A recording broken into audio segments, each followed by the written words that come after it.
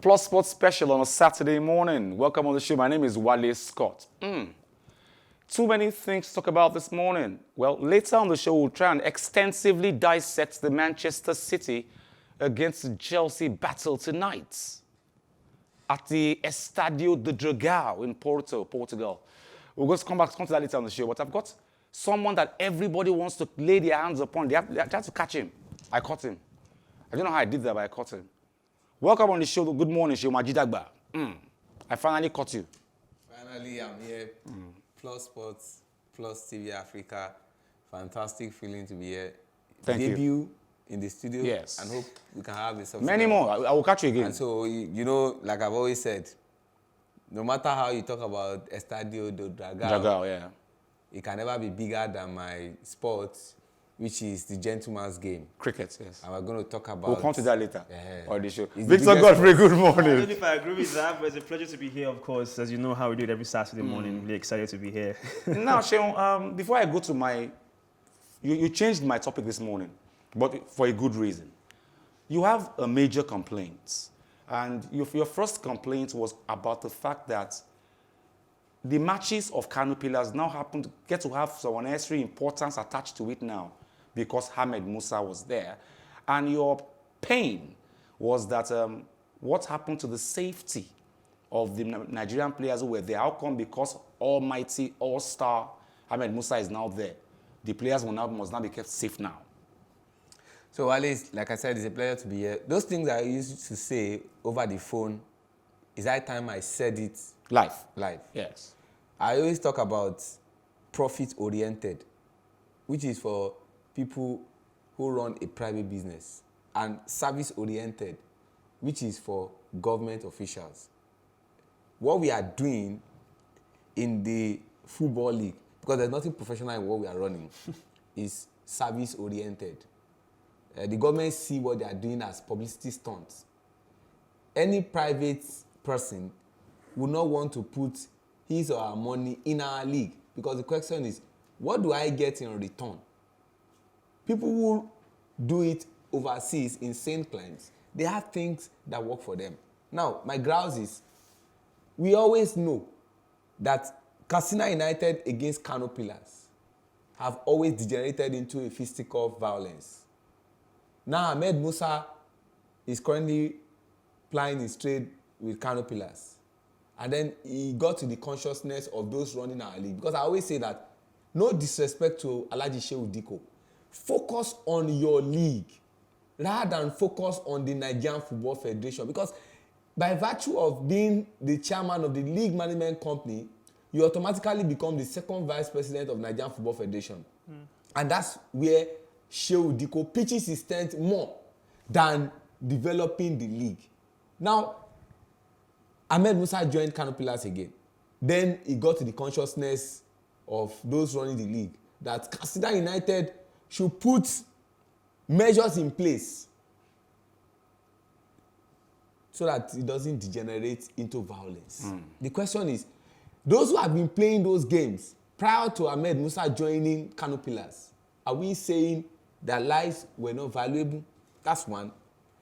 Another complaint is, I always say that, do we have talent in the league? Yes. What we don't have is administration. Eimba. You gave an example about MFM traveling to play. MFM against Ifan Yuba. Prior to the resumption, you see, each time I complain about the league, I'm not complaining because I don't like the league. I love the league. I've been following the league since 1998. And I have so much passion for the league. But unfortunately, those who are running our league don't see it from the business angle. When the chairman of the presidential task force, who also doubles as the secretary to the federation, Boss Mustafa, prior to resumption of the football league, said, in Sena climes, football is big business. But here in Nigeria, it's jeun, or call it a child's play. Hey, but in Yoruba language, when you see something is jeun, Yes. somebody is eating up. Yes, It's business for them. It's not a serious thing. See, the lady we all revere in the world, the German Chancellor, Angela Merkel, she set the pace for the resumption of the league after COVID. For When Germany. you said in Germany, Germany, yes. when England wanted to resume, people said, is it health over wealth?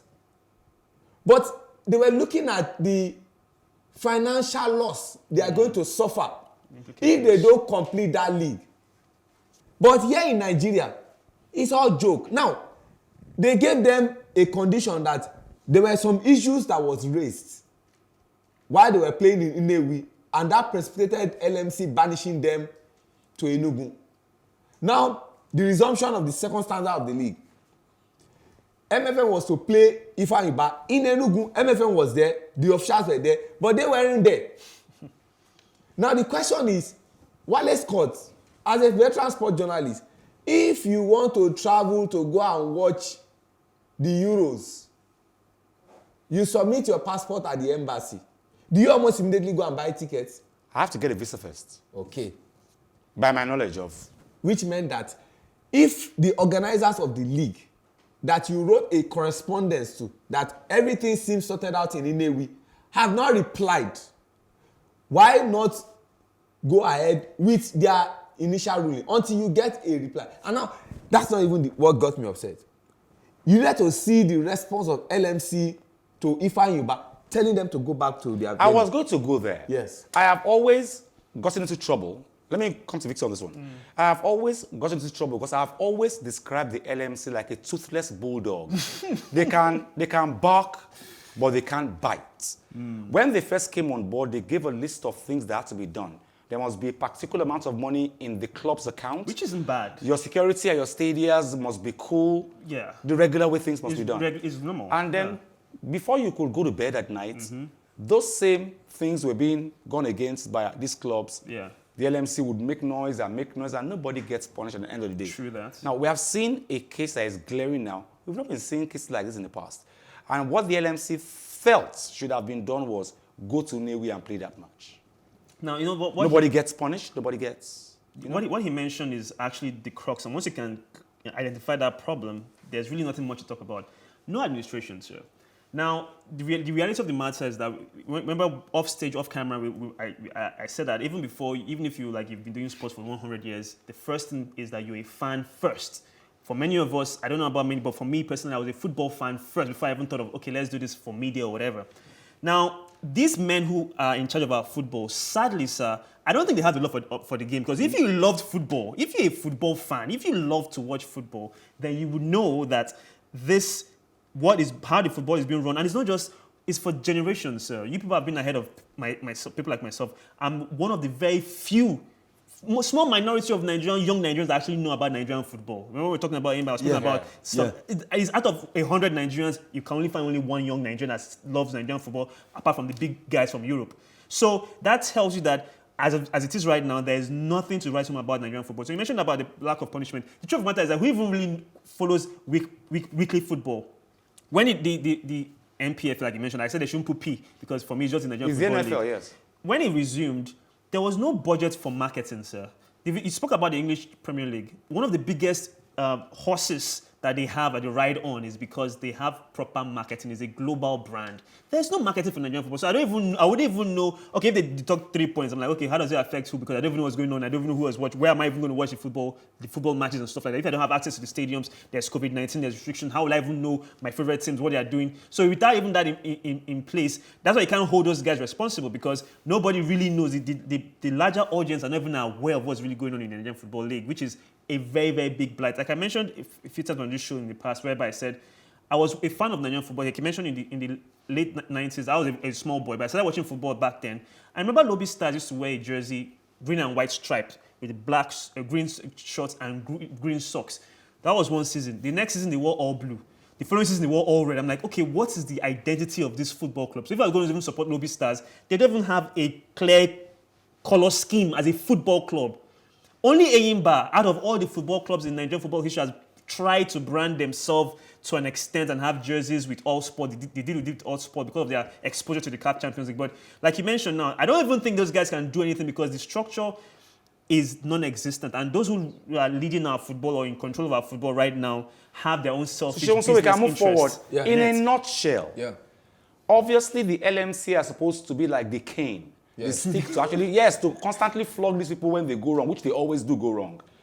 What is wrong with, what is the LMC now doing? The LMC should be check and balance. They're not checking and balancing anything. And so that's why I said that Just we are just joking. If you are truly serious, now, wanted to show you how annoying some of the decisions that they take.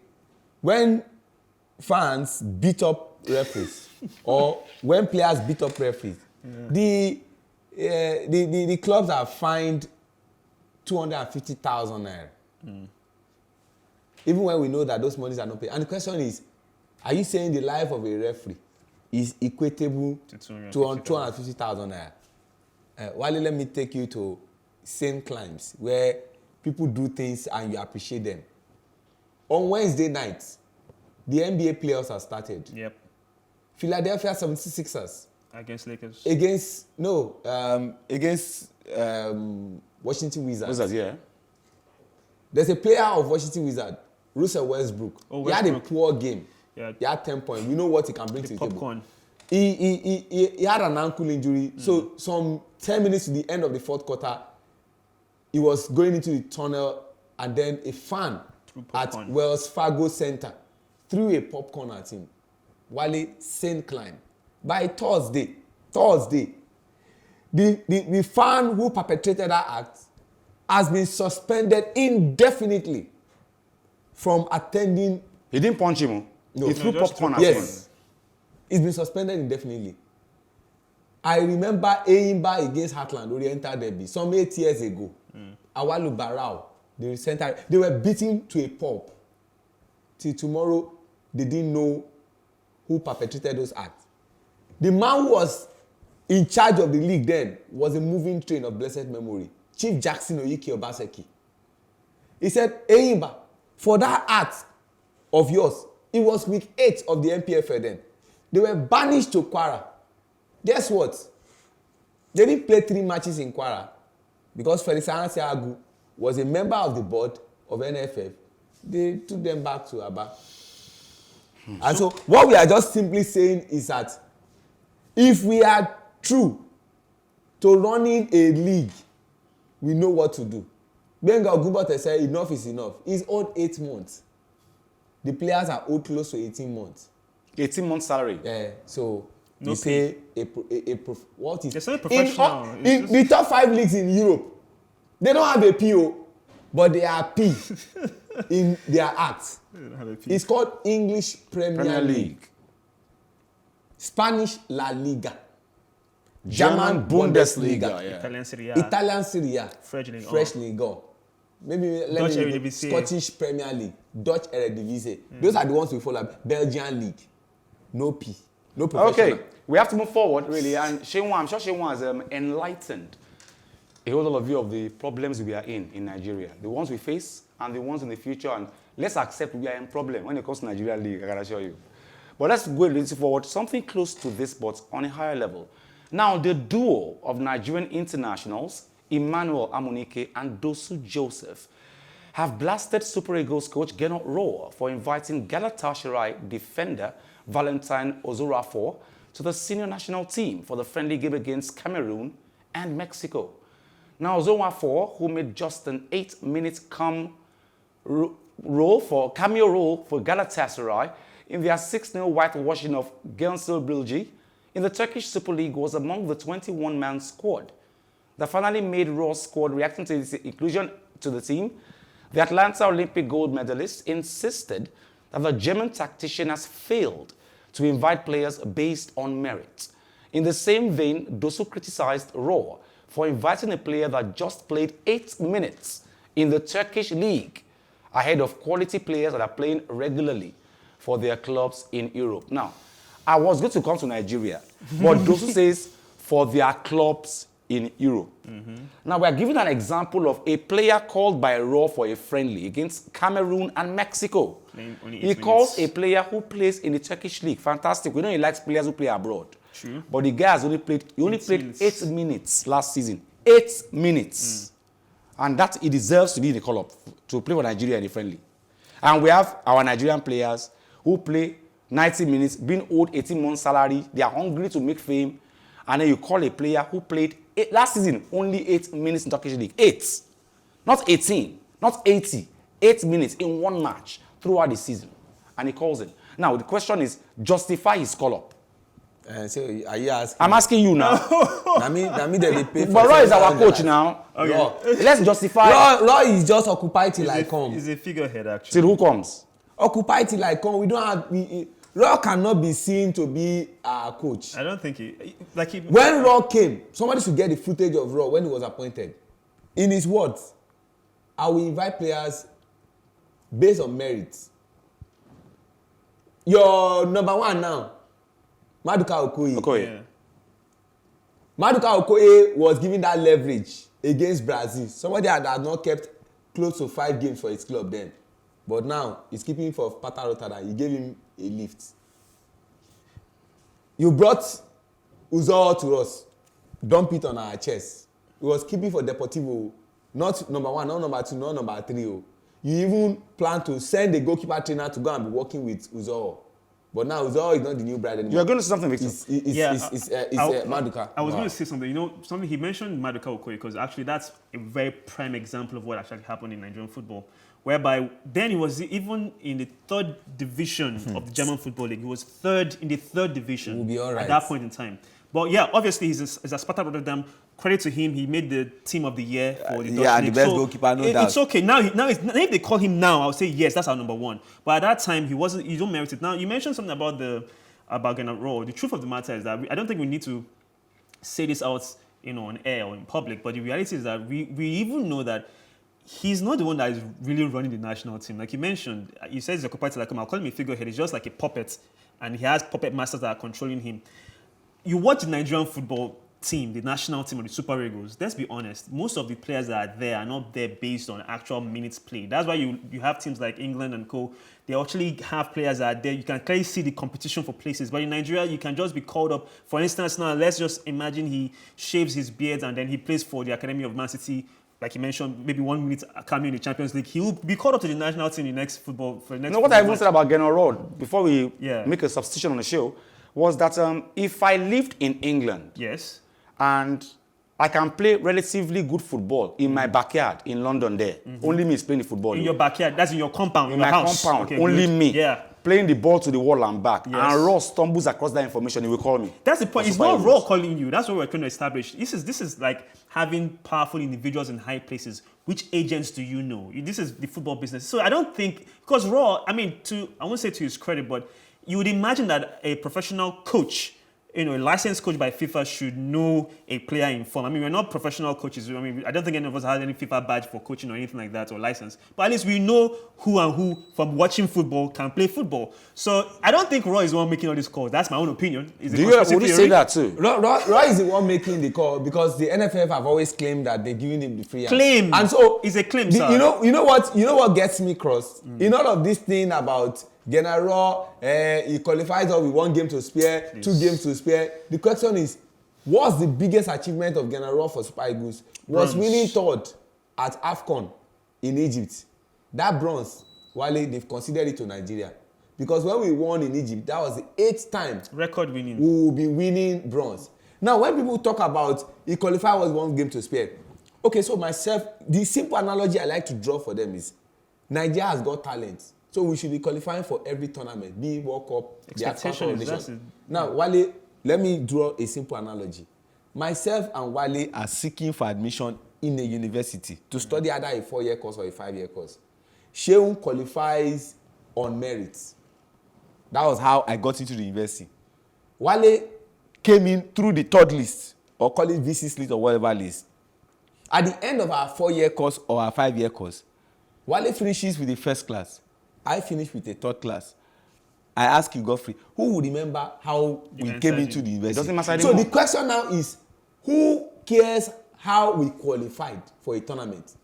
What we care about is winning. What did we do at that tournament? At the World Cup, we retrogressed. In 2014, we got to the round of 16 under Late Stephen Okechukwu Keshi, the big boss. We got to 2018. We could not get past the group stage.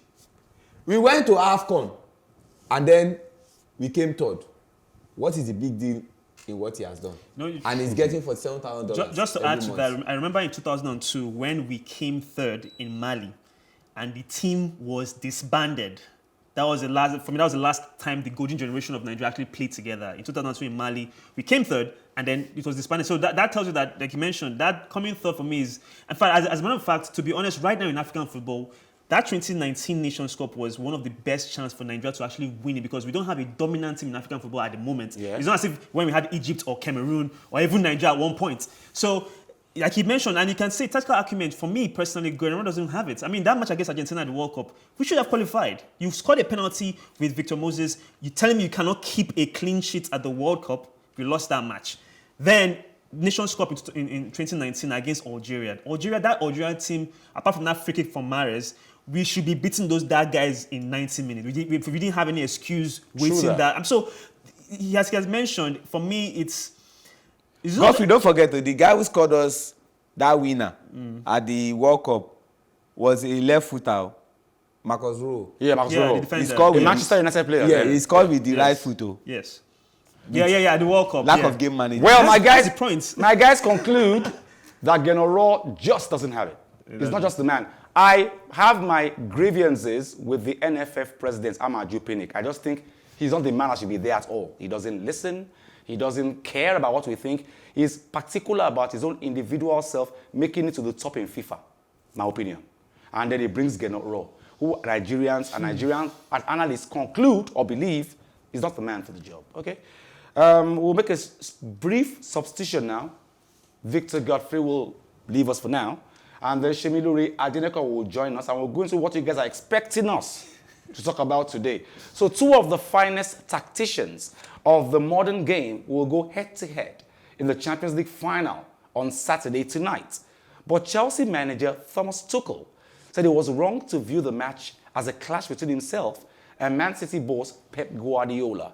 Now, Tuchel is seeking his first Champions League title after losing out to Bayern Munich with Paris Saint-Germain in last season's final, while Guardiola is looking to add to the 2 titles he won as coach of Barcelona 2009 and 2011. Chelsea have beaten City twice since Tuchel took charge of the London club in January, winning in the FA Cup semi-final and then in the Premier League at the Etihad Stadium. But Tuchel is under no illusions about the size of the task facing his team against the Premier League champions in Porto. I would never suggest that it's me against him, because we don't have a match of tennis tomorrow. We arrive with our teams, and Pep will prepare his team, and I will prepare my team in the best way possible. We have 2 experiences now against them in different competitions, and 2 different matches, 2 different lineups. Tomorrow will be a very different lineup, I think, from Man City. But nevertheless, we have the experience of how much we had to suffer. We have the experience of how brave and how courageous we need also to play in certain moments of the game. For me, it's about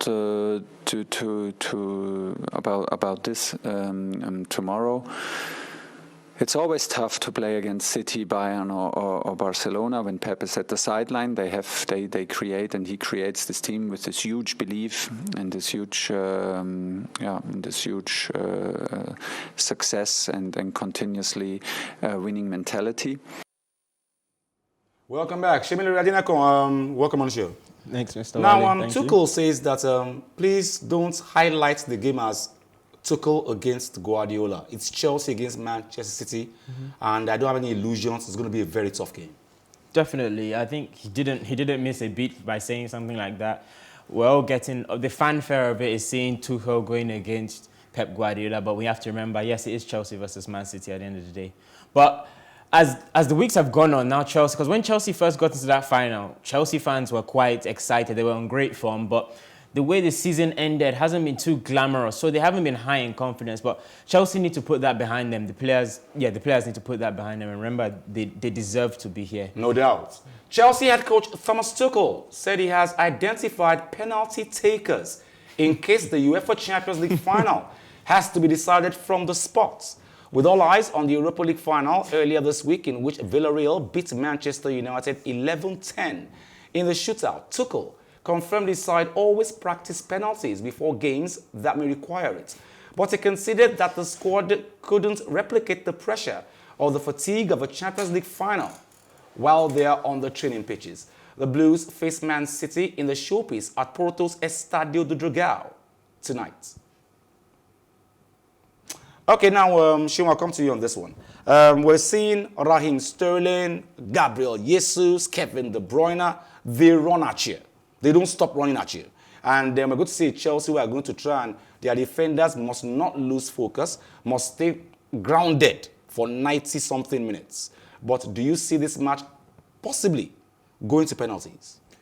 Well, there's nothing saying it cannot end in penalties, but let's not forget that this is the third time two English clubs will play in the final. The first one was at the Luzhniki Stadium, when Manchester United played against Chelsea, which United won. The second one was Liverpool against Tottenham, which Liverpool won. And so this is the third time.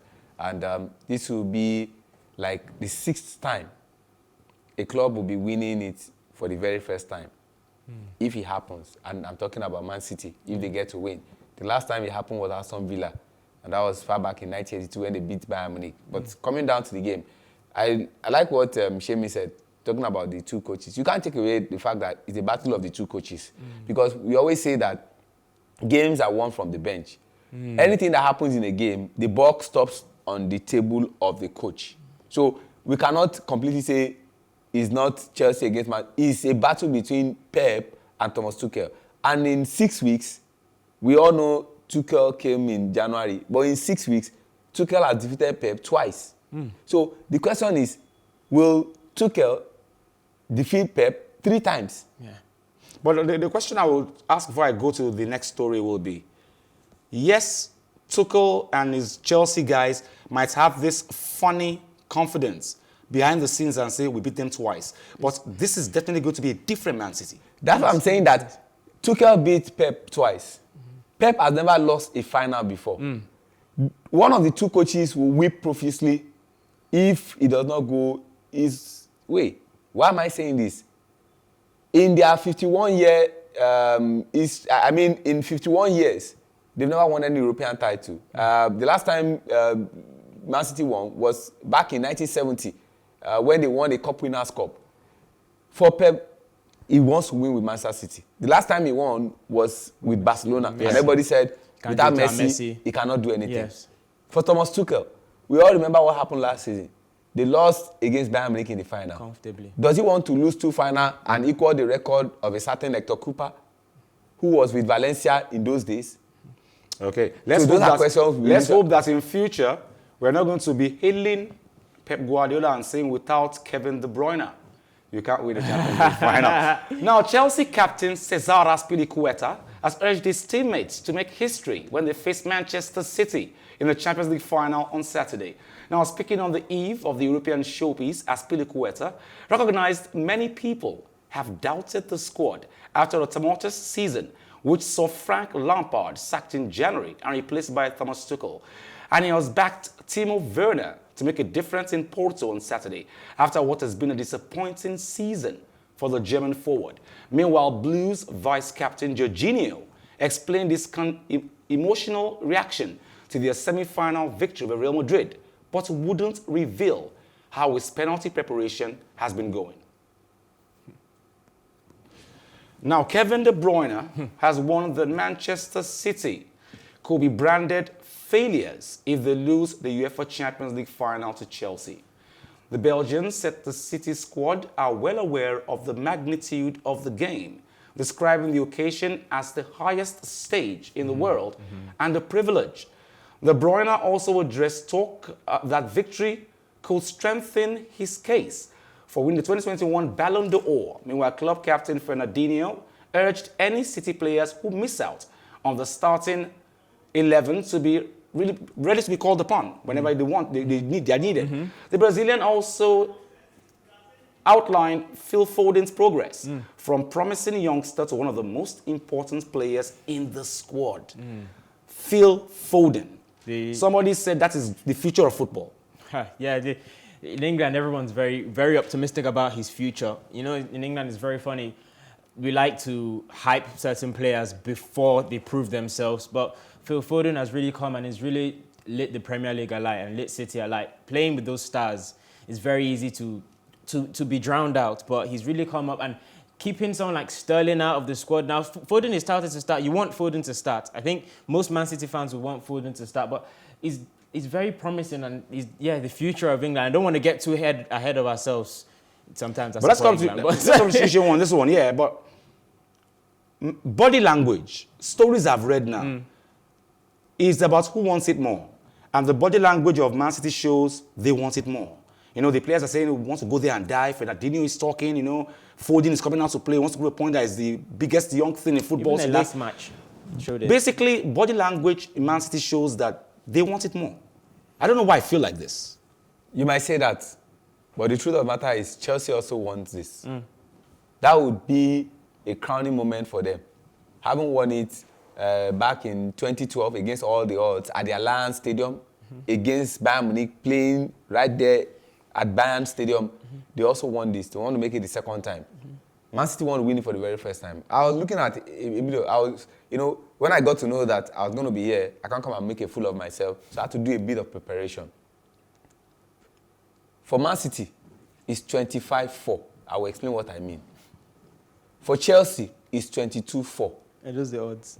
When I mean 25-4, it means from match day 1 till they got to the final, Man City has scored 25 goals and conceded 4, yet unbeaten. The only Champions game, League? Yes. Oh, wow. The only game that they had a blip, somebody should correct me if I'm wrong, was match day 5 in their group when they played out a goalless draw against FC Porto. And as at then, it was good night, you have qualified for the round of 16. Every game they won. That was the only draw that they had up until this moment. Somebody should check. While for Chelsea, they scored 22 goals and conceded 4. The only loss Chelsea have was that game against FC Porto. Second leg. Second leg, 1-0. 1-0. Yeah. So, defensively, both Solid. teams are solid and going forward. But you know something? It's shocking to know, Wale, that the highest goal scorer of Chelsea, I can put my pension on it, will not start today. And that's Olivier Giroud, who has got 5 goals. No Man City player is in the top 10 of the top scorer. The top scorer is Erling Braut Haaland, 10. Yeah. Then you follow by Kylian Mbappe, Mbappe. 8. No Man City player in the top 10 of goals. Champions League. The person who you can even lean towards, and that's his assist. And that's KDB, Kevin De Bruyne, who has got 5 assists, followed by a Kai Havertz. And I'm talking about guys who are playing in the final now. So it comes down to who wants it the most. On the bench, who would come in and make an impact? You can see from here to predict that this is how these two things are going to set up. When you talk about goalkeeper, Edison Moraes and Edward Mendy, you want to say Mendy has got it because of the clean sheet he's got. Defensively, you already know for Man City, those who are going to Ruben play. Diaz. Ruben Diaz and John Stones. Then Kyle Walker. I don't think he wants to believe in Joan Cancelo. Yeah. Maybe he will put in a Zichenko. In the midfield, Rodri will not play. He will put in a Fernandinho because of his But combative. Man City is the heartbeat of Man City is the midfield. Yes. Yes. So Kevin De Bruyne, Fernandinho Fernandinho and Gundogan, who can play as a false 9. The wide men, Riyad Mahrez, Phil Foden. Phil Foden, who is going to be the 3rd youngest English player to play in the final. And Maybe Jesus false 9. Jesus will not play. I don't think he will Or play. Bernardo. So that's what he's going to do. And for Chelsea, good news, N'Golo Kante is back. Yeah. If on the basis of what Kante did against Real Madrid over 2 legs, where In for a he game. was, that means he's going to get into the faces of Kevin De Bruyne, Gundogan, and Fernandinho in ensuring that I've always said they N'Golo don't play. Kante can take on 3 men. So he's Yes. 3 midfielders. Yes. He's And three so- midfielders. 3 men. Yeah, he's 3 midfielders. You in know, one. but my problem, the man can... We'll look at, we'll listen to what Fernadinho and Azpilicueta had to say. We'll come back. We're all competitors and we all want to win. But I think we as players understand the magnitude of the game of tomorrow. You know, if you win, you're a hero. If you lose, you're almost a failure. Even if you're not a failure, but because coming to this stage is incredibly well done by the team and as an individual. But, you know, if you don't win it, it will be, something that you don't really want to experience, but that happens.